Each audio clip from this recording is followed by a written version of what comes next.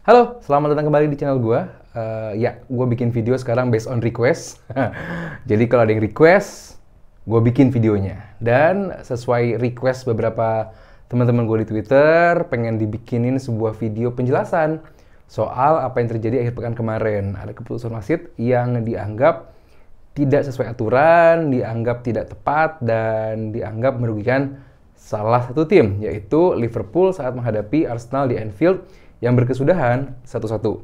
Setelah itu juga gue bakal bahas isu yang tentu menjadi breaking news di Santero Inggris, Eropa bahkan, karena Manchester United dengan pemilik minoritas barunya, yaitu Sir Jim Ratcliffe, sampai lupa gue, SJR, telah menjadi co-ownership dari Manchester United. Nanti gue bakal bahas, cuman pertama gue bakal bahas dulu soal Liverpool menghadapi Arsenal. Di luar beberapa keputusan yang kontroversial, buat gue itu pertandingan yang bagus banget. Kenapa? Karena ya dua tim bermain dengan kualitas terbaiknya, menunjukkan performa terbaiknya.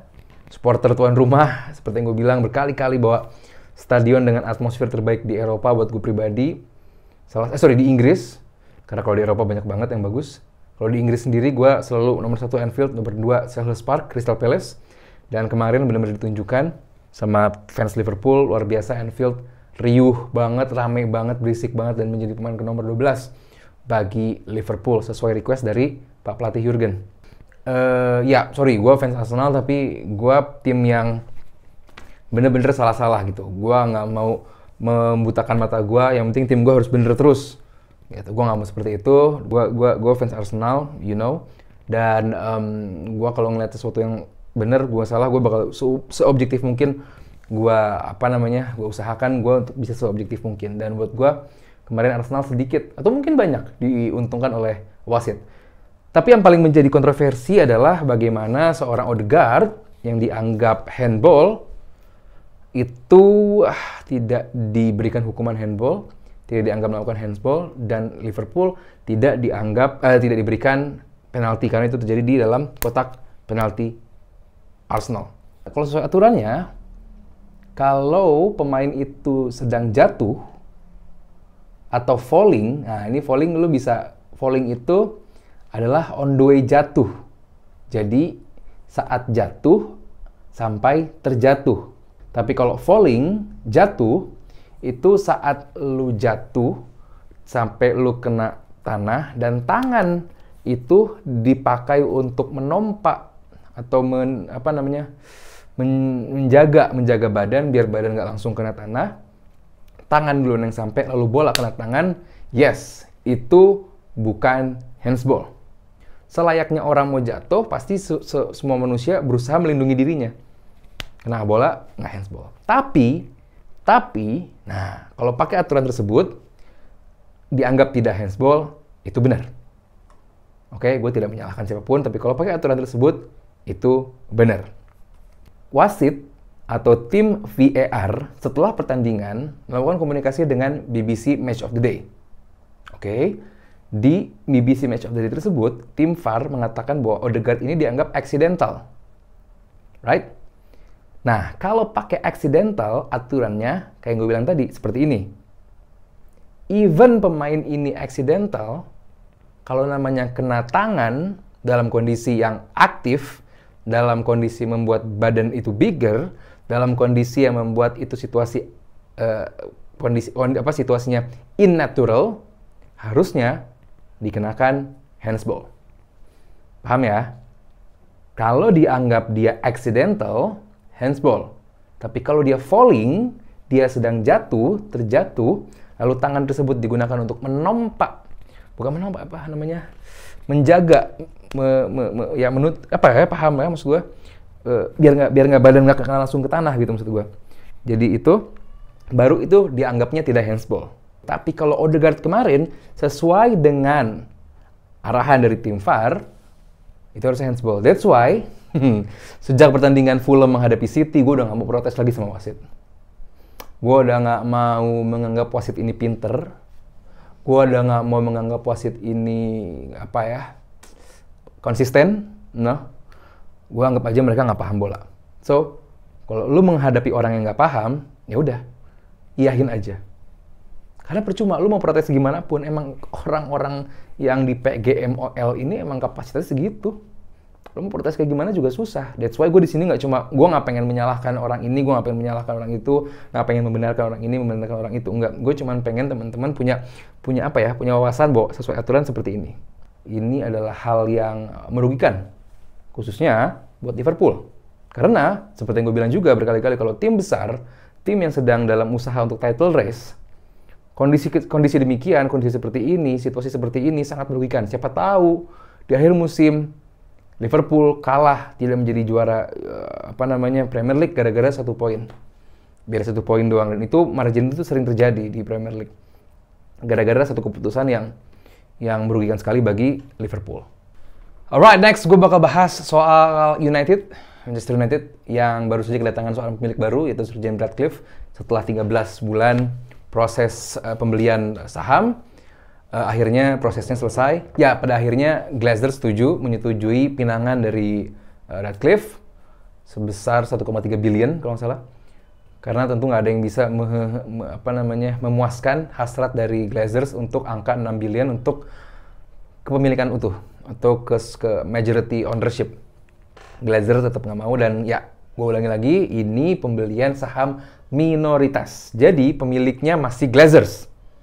Oke, pemiliknya masih Glazers. Jadi MU nggak punya pemimpin baru atau owner baru, nggak. Situasinya nggak banyak berubah. Ratcliffe hanya diberikan wewenang untuk oversee sporting staff atau sporting football related stuff. Jadi hal-hal yang berhubungan dengan football. Beli jual pemain, kontrak pemain, mencat atau nyari pelatih. Ratcliffe nggak datang sendiri ke MU. Dia membawa teman-temannya, membawa gengnya, membawa orang yang kepercayaan dari Ratcliffe yang telah bersama-sama sukses di cabang-cabang olahraga lain. Oke, ini adalah pasukan dari Sir Jim Ratcliffe. Pertama tentunya dari Sir Jim Ratcliffe dulu nih. Ya, tentu kalau soal Ratcliffe ini banyak pujian tentunya bagi dia, walaupun ada juga sih jeleknya, nanti gue bakal bahas juga. Dia adalah orang yang cukup sukses di cabang olahraga sepak bola, F1, dan dia juga mengakuisisi American Cup Turnamen. Jadi dia di F1 juga bersama Mercedes, di Nice di Prancis juga bagus. Artinya bahwa untuk kalau untuk pengalaman dia sebagai CEO atau kesuksesan dia membuat tim olahraga menjadi bagus, ya dia luar biasa lah. Tentu dia juga baru mengakuisisi American Cup dan juga tim Sky. Itu silakan googling sendiri deh. Nah, tapi Sir Jim Ratcliffe ini juga bermasalah. Bermasalahnya kenapa? Karena dia kan bergerak di bidang tambang atau kimia gitu juga ya. Dan di tahun 2019 dia mendapatkan banyak sekali demo atau bukan teguran, mendapatkan banyak sekali kecaman karena melakukan banyak sekali pengeboran di beberapa lokasi yang dianggap tidak harusnya itu dilakukan pengeboran. Jadi ya dibilang bermasalah, ya datanya ada gitu loh. Next juga ada untuk di posisi CEO, yaitu CEO di Ineos Sport, yaitu David Brailsford. Lalu juga ada Jean-Claude. Nah, si Jean-Claude ini hebat nih. Dia dulu pernah di Juve, terus juga di PSG, marketing eksekutif. Yang pengalamannya untuk membawa tim dari tim bermasalah menjadi tim yang sehat, sustain. Si Jean-Claude ini punya pengalaman untuk di bidang tersebut. Nah, satu lagi, si Dave Brailsford ini namanya mulai terkenal sejak 2012. Waktu itu saat Olimpiade di London, udah deh wajah Olimpik di London itu ya udah si Dave ini. Dia yang sukses sekali membawa tim sepeda British menjuari banyak gelar, baik di kontinental ataupun di dunia. Dan dia adalah salah satu orang yang memperkenalkan marginal gains atau mencari keuntungan sedikit dari segala situasi. Masalahnya, yang dicari sama MU sekarang adalah bukan marginal gains, tapi massive gains. Karena baik si Ratcliffe dan juga si Dave ini bakal mengawasi keuntungan MU. Sementara, silakan lihat, MU sudah lama nggak untung. Justru spend atau pengeluarannya atau kerugiannya sangat-sangat masif. Jadi, kalau lu adalah orang yang jago bikin marginal gains atau keuntungan sedikit itu, tolong bikin MU ini dapat menjadi massive gains. Keuntungan yang maksimal, keuntungan yang banyak. Dave, nggak mudah. Selain dua orang itu juga ada lain, yaitu John Rees dan juga Rob Nevin. Ini bakal menjadi board di company-nya Manchester United. Nah, ini adalah dua orang kepercayaan dari Ratcliffe, dua ahli keuangan Ineos, dan prestasinya luar biasa karena kedua orang ini bisa bikin Ineos dapat income 5 triliun buat Ineos di bukan di sport, di bidang kimia. Kedua orang ini berhasil mendapatkan keuntungan bersih, ya kan? Keuntungan bersih senilai 5 triliun atau 5 billion pound sterling. Meskipun Ratcliffe yang akan mengurusi urusan sepak bola, tapi dia hanya ditugaskan untuk oversee atau mengawasi. Keputusan mutlak, overall decision making masih ada di tangan Glazers. So, silakan nilai sendiri. Apa pendapat gue dari hal ini? Jujur ya, teman-teman, gue kalau jadi fans MU gue nggak berharap banyak. Karena, tadi gue udah baca juga bahwa gue pikir si Ineos ini bakal menjuntikan dana untuk memperbaiki Old Trafford sebesar 300 juta pound sterling. Tapi setelah pajak menjadi 130 sampai 150 juta pound sterling. Di mana itu rendah sekali. Di mana itu nilai yang rendah sekali. Kalau lo lihat tweet gue kemarin bahwa kalau lo compare sama Anfield yang cuma mau nambah kapasitas di Cop End dan juga di Kenny Dalglish stand, itu hampir 190 sama 80 kalau nggak salah, 260-an. Nah, ini cuma 300 untuk memperbaiki Old Trafford, fasilitas, terus juga katanya mau ada pengembangan kapasitas.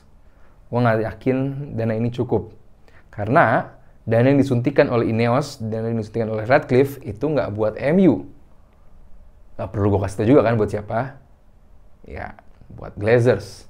Tentu kalian kecewa, tentu kalian masih berharap bahwa Qatar lah yang datang, karena kalau Qatar yang datang, utang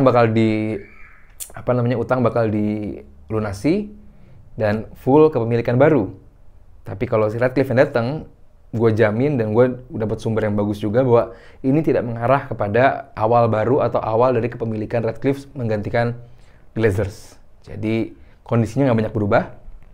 MU masih dipemiliki oleh Glazers dan Ratcliffe hanya ditugaskan mengawasi urusan soal sepak bola pria dan juga sepak bola perempuannya.